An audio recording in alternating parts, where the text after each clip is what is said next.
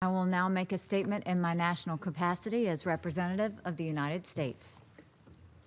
First, I do want to thank Mr. Ging and Mr. Demastor for giving us the latest information about the dire situation in Idlib.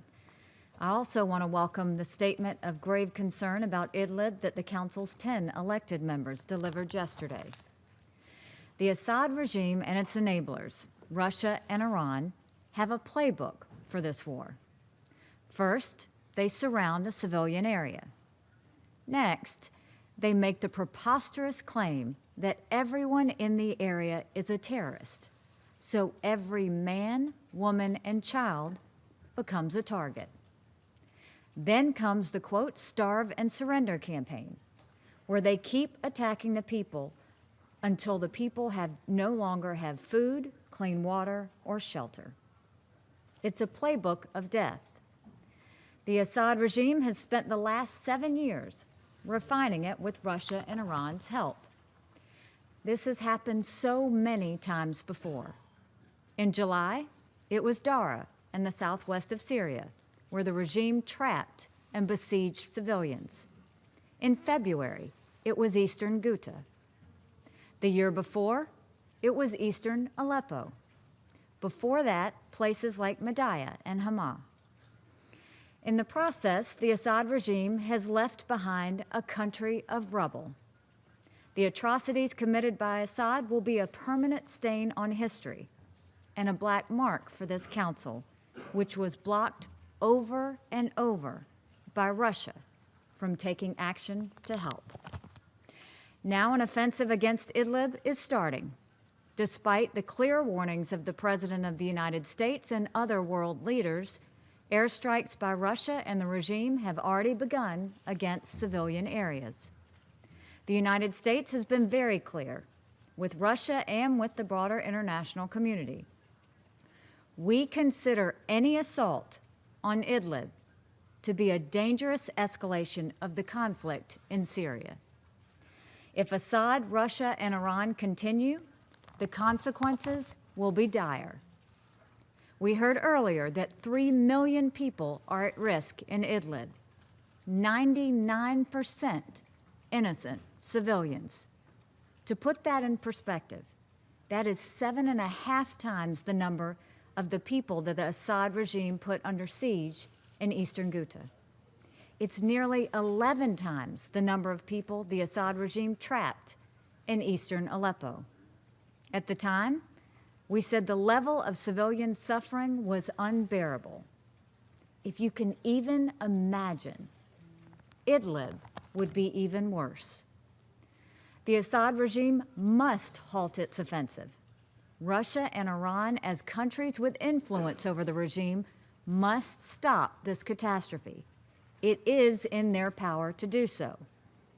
Our Russian colleagues claim they seek a political solution to the Syrian conflict. Yet they do nothing to help us get there. If they support an offensive in Idlib, the world will know where Russia really stands when it comes to supporting peace talks. The United States is deeply concerned about the presence of terrorists in Idlib. There are many ways to target these groups effectively without causing a humanitarian catastrophe. But when Russia and the Assad regime say they want to counter terrorism, they actually mean they want to bomb schools, hospitals, and homes. They want to punish the civilians who had the courage to rise up against Assad. When the regime calls the brave white helmets terrorists, we know they are not serious about fighting terrorism. The United States will not cooperate with Russia on the Assad regime's slaughter of innocent civilians. Russia also wants the United States and the international community to provide money to rebuild Syria. Translation, they want us to clean up all the roads, bridges, and homes that Russian jets, Iranian-backed militias, and Syrian shells destroyed. The United States will not consider such requests for reconstruction aid until we see concrete results from a genuine political process that ends the war and offers freedom to the Syrian people. No one else should either. That would be absurd. The U.S. taxpayer is certainly not going to subsidize Assad's campaign of destruction. There is time still to pursue an alternative.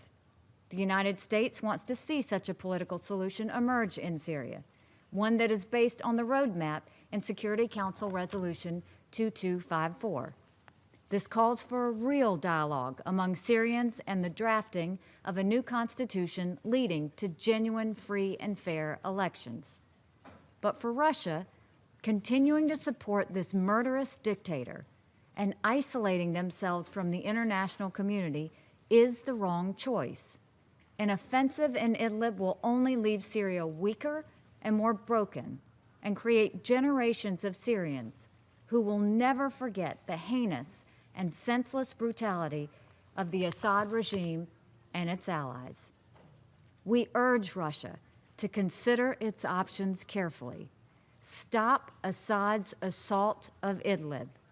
Work with us, with the UN and international partners to find peace at last for Syria. The Secretary General and the overwhelming majority of this Council have made our position very clear. Russia needs to live up to its responsibility and put an end to the fighting. There are no other options for the people of Syria. They have suffered enough. Thank you. I will now resume my function as President of the Council.